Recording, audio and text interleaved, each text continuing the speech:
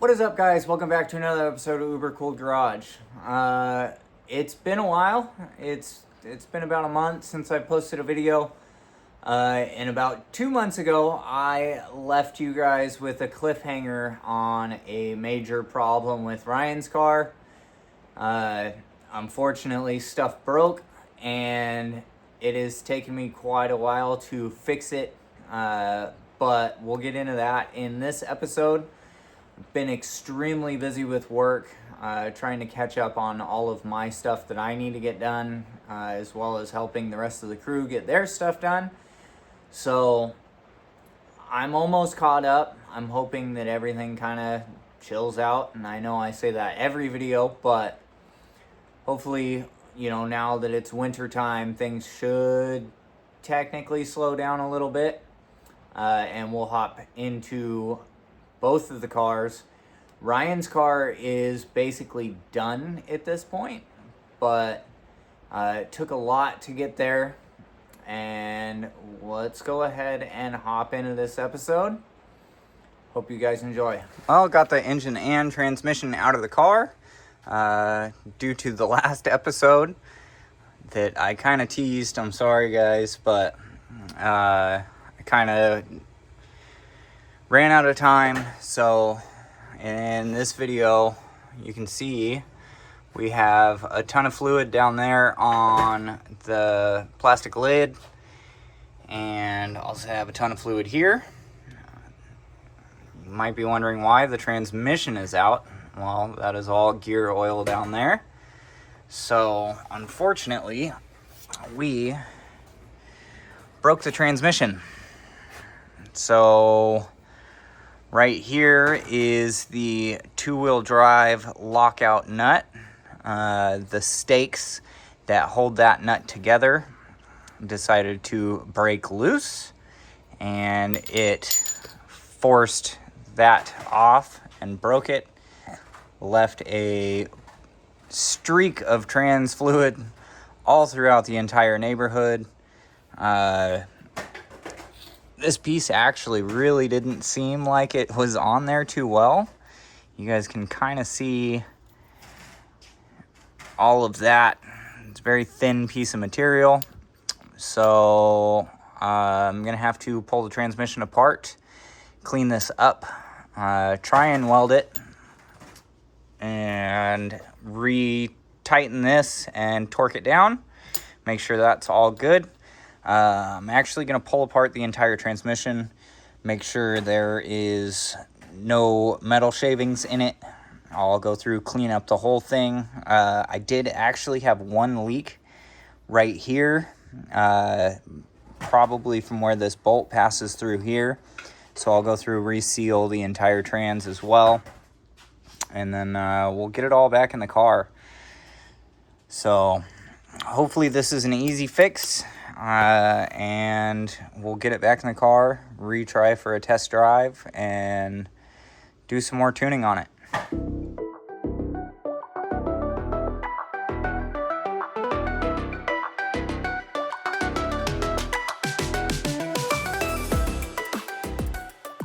Got the transmission completely pulled apart. A couple concerning things to me. The stakes actually did not come loose on this. I don't know if this just wasn't seated down all the way or what, but for some reason the end piece here connected with the nose cone piece. So I'm not 100% sure on why that broke loose, but I'm going to go ahead and re-weld that back on. I'm going to take this apart, see if I can tighten it some more, restake it, make sure that there's no end play or anything like that in this transmission. There is a little bit of metal in the bottom of the case. So we'll go through, we'll clean all that stuff out, get everything all cleaned up as good as I can. I'm going to go ahead and recheck the gear mesh to make sure that this is actually sitting in the correct position. clean all the surfaces, reseal the whole transmission, double check backlash, make sure all that stuff's good. Basically gonna rebuild this transmission just to make sure that everything is where it actually needs to be. And then we'll put it all back together, reseal the whole thing down on, I believe it was this bolt or this bolt is where I had the very, very, very small leak. So we'll make sure to get that cleaned up as good as I can and reseal all of that. But other than that, I don't really see anything wrong with it. I did rewatch the video and noticed that there's supposed to be a breather right here. So I'm going to have to drill and tap and put the breather in here just in case maybe this nose cone piece of the transmission built up pressure for some reason and blew that thing off. Like, I'm not 100% sure on what exactly went wrong, but just go through, double check everything, clean this transmission up, reseal it, and get it back in the car. So hopefully I can figure out something that indicates what actually went wrong with this thing and get it rebuilt. Got the gear set pulled out and found the problem. Unfortunately, this case has broke. So I'm not 100% sure on what happened or how that happened, but you can see there that this piece here has just completely snapped off. This is where the pin goes for the bearing. So I don't understand how this happened. The pin is all messed up. It's got a big old gouge in it and stuff. When this transmission was put together, everything was tight, everything lined up, the bearings lined up, everything was good. The mesh paint on the actual pinion was good. The bolts that held that whole gear set in were nice and tight. The two-wheel drive lockout stuff was tight. The transmission spun freely. It wasn't catching or binding on anything. All of the gears shifted perfectly fine. So I'm not 100% sure on what actually caused that to happen, but unfortunately it did, and this case is trash now.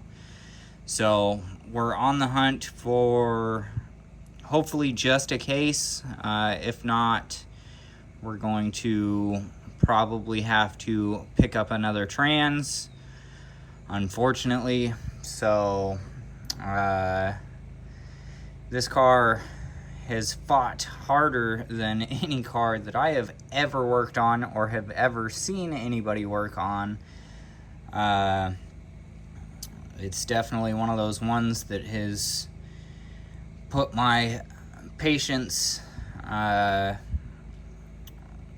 test, but it is what it is. We're just gonna push through, fix this thing, fix the motor, fix the trans, get it back together, and hopefully someday soon Ryan can enjoy his car. So let's go ahead and push past, get this thing fixed.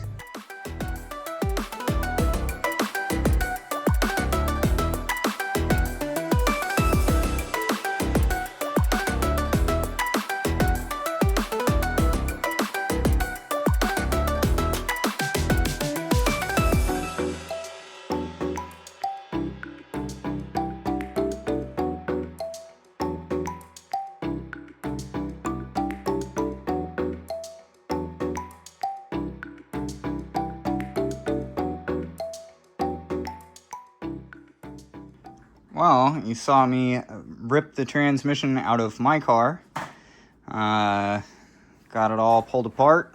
Ryan and I decided that I'm just going to sell him my entire setup. So everything's brand new, slave cylinder, the clutch, all of that stuff. So we got to pull this apart, use the reverse pinion in here.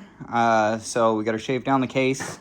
We're going to do all that. We're going to pull off this rear housing here and slide his on. I'll re-weld that, make sure it's all good, and then put it back together. So I'm probably going to wash this off. I'll respray it when it's apart. That way it's all nice and pretty for him. And then we'll get it put back together and put in the car. So got my transmission torn completely apart. So you can see that this is usually the opposite side of where the pinion is sitting. And you can see all the webbing in here. So this is the trans that came out of his car. You can see all the webbing's all ground out. That is to make room for the pinion. So basically I have to mimic this over to this. So got to grind all the webbing down, and then I'll go ahead and pressure wash the entire case on both sides, brake clean everything out, get it all nice and clean up the mating surface and all of that. And then from there, then we can measure the gear mesh and all that stuff to make sure that all of that stuff's good. I'm going to take a kind of a ridiculous long time putting this together, making sure that everything is exactly where it needs to be. That way we don't have any issues again. I'm going to go through and check the actual gear set to make sure that all that stuff is good.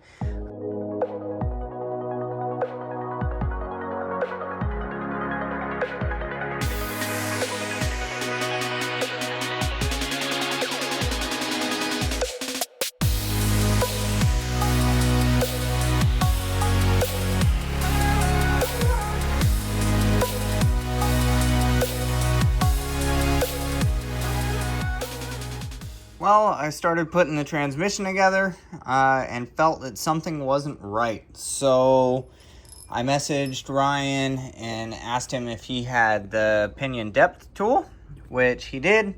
Unfortunately, it got lost in shipping and then sent back to him. So then he resent it to me, finally got it. It's been 2 weeks or so, but started digging into it. I put his gear set in my transmission just because they were both 5 speeds. Kind of measured everything. Something didn't seem right. So once I got the tool, I had set it in here with his gear set and measured the pinion depth. It's supposed to match up to 0. It was pushing way past 0, so the pinion was way far back, even with no shims in there. So I ended up switching gear sets, pulled his all the way apart, which it's sitting here now, put mine on the new reverse pinion, and it seems like everything worked out great.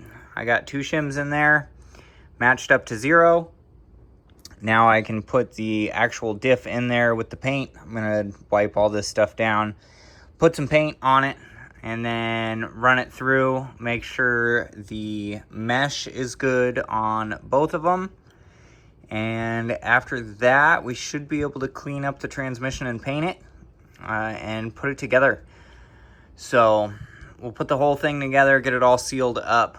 I have to weld his rear cone back up where it broke through, and then we'll get all of the transmission sealed up and we'll start getting the trans and engine back in the car.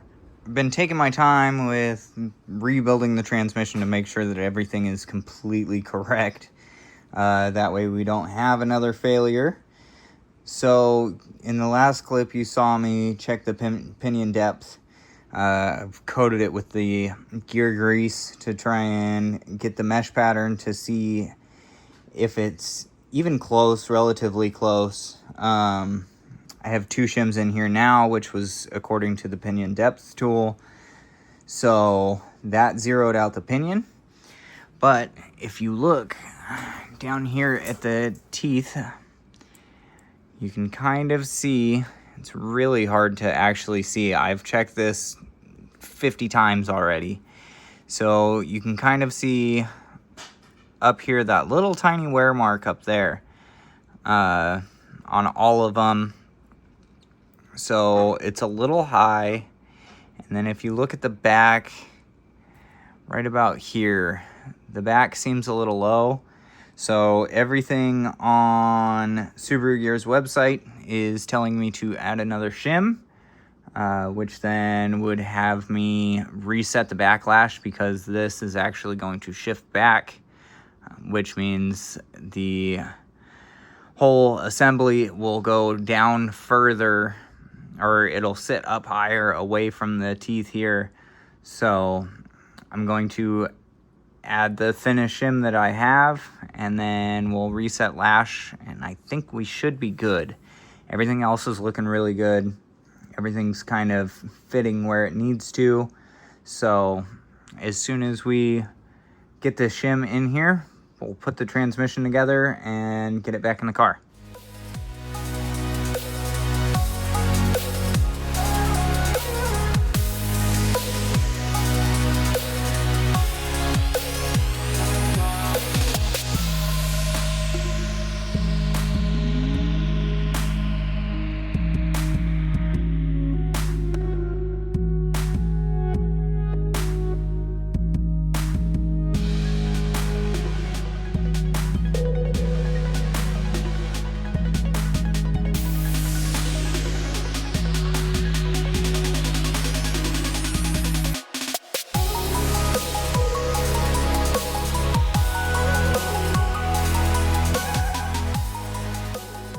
Got the engine and trans back in the car. I didn't film it because you guys have seen me pull this engine and trans probably about 10 times now. Very, very frustrating getting this thing back in. Nothing was working. Nothing was lining up. I ended up having to notch a couple more things down here in the new firewall to get the slave cylinder in. Finally got that in, hooked all the lines back up, went to bleed it. That fitting right there completely stripped out, poured brake fluid all over the transmission that was freshly painted. So now some of the paint on the top of the transmission and on the very bottom of the transmission is peeling off. So I had to cut that line, replace the fitting. Everything on this thing has just been problem after problem. Engine's running now. Got all that situated. Got it running. Tried burping the cooling system. Ended up pouring a whole bunch of coolant out of the throttle body bypass. Or not the bypass, the actual throttle body has coolant lines running through it. The driver's side hose, I don't know, wasn't on there right or what, but leaked a ton of coolant out of that. So I had to pull that hose off, clean it up, cut the hose shorter to get rid of kind of like a crusty spot. Put an actual hose clamp on it instead of the factory pinch clips. Fixed that, and then I noticed that the brakes were really soft still, so figured, you know what, I'll go ahead and re-bleed them as I'm bleeding the clutch. Bled the clutch works great now. Started bleeding the brakes, got the brakes all bled up, no air bubbles, no nothing. Hop in the car, put my foot on the brake, and the line that goes from this fitting here up and over the transmission to the other T on the other side. Well, it's been 2 days of headache. The last video, my phone died, so what I was saying was the brake line that goes from the passenger side to the driver's side that runs up above the transmission. Got the brake line all bled, went to go in the car and put my foot on the brake, and all I hear is a ton of hissing. Get out of the car, and there's a huge pile of brake fluid underneath the car. The line that goes above the transmission, let's see, right there, actually burst. So I ended up having to replace it. Of course, it was not easy. It's almost impossible to get the line above the transmission. So I routed a new line down underneath on the actual transmission mount itself. I have since bled the brakes, which actually there's more brake pedal now than there has ever been. So I guess that's a good thing. I wonder if this was always kind of just a small enough hole to make it not leak, but allow air into the system. So now I have brakes, I have clutch. The only thing that I have to do now is the actual crossbar for the stiffy actually does not fit where it needs to because of the clutch master cylinder that sits up on top of the trans. Luckily, there's enough room on the bracket that I can just slide the bar back and drill 2 new holes. So that's about the only thing that I got to do left.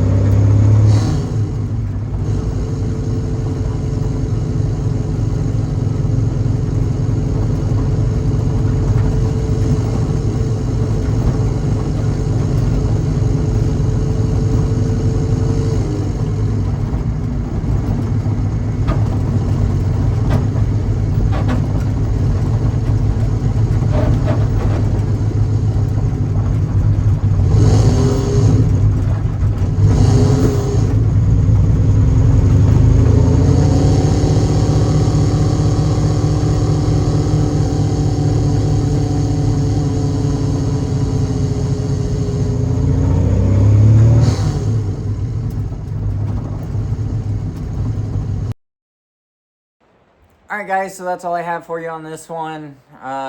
It was very stressful trying to get all of the stuff situated and sorted in his car. The very last thing that I need to do to his car is a little bit more tuning. So I should be able to drive it more now, start tuning it a little bit better, and make sure that everything else is functioning the way that it should. So we'll get into that probably the episode after this one, or after the next video. I have been working on the bug as well during this whole process, slowly but surely, and have been collecting a ton of parts. So I'm very excited to get back on the bug and just go full bore crazy car. So thank you guys so much for watching and liking the video. And all your guys' comments are awesome. I try to get back to all of you. I noticed on the last episode I missed a comment or two, but I will definitely respond to you guys' comments. If you guys ever have any questions about a Subaru swap or Volkswagen stuff in general, feel free to ask. I very much enjoy helping absolutely everybody out as much as I can. So let's go ahead and end off this episode. Thank you guys. Peace out.